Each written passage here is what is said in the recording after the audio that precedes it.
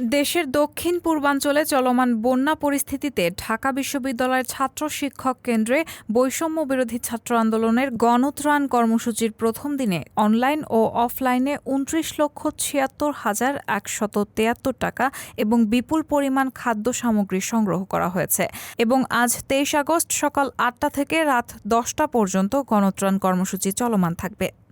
খাদ্যদ্রব্যের মধ্যে রয়েছে খাবার, স্যালাইন, জরুরি ঔষধ, প্যাকেট ও বস্তা ভর্তি চিড়া, মুড়ি, টোস্ট, বিস্কুট, খেজুরসহ বিভিন্ন শুকনা খাবার।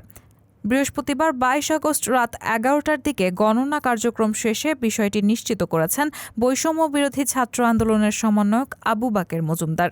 ত্রাণ সহায়তা বন্যা দুর্গত এলাকায় পৌঁছাতে কয়েকটি টিমকে এলাকা ভিত্তিক ভাগ করে পাঠানো হচ্ছে বলে জানান তিনি।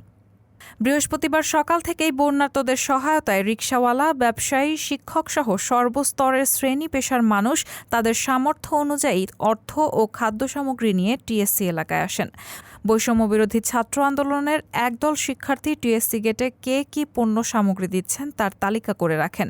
পরে সেই তালিকা অনুযায়ী ত্রাণ সামগ্রী টিএসসির ভেতরে প্যাকেটজাত করা হয়। এছাড়াও ক্যাম্পাসের আশেপাশের মার্কেটগুলো থেকে অর্থ সংগ্রহ করছেন শিক্ষার্থীরা। রায়হানা মুন, সবার কথা।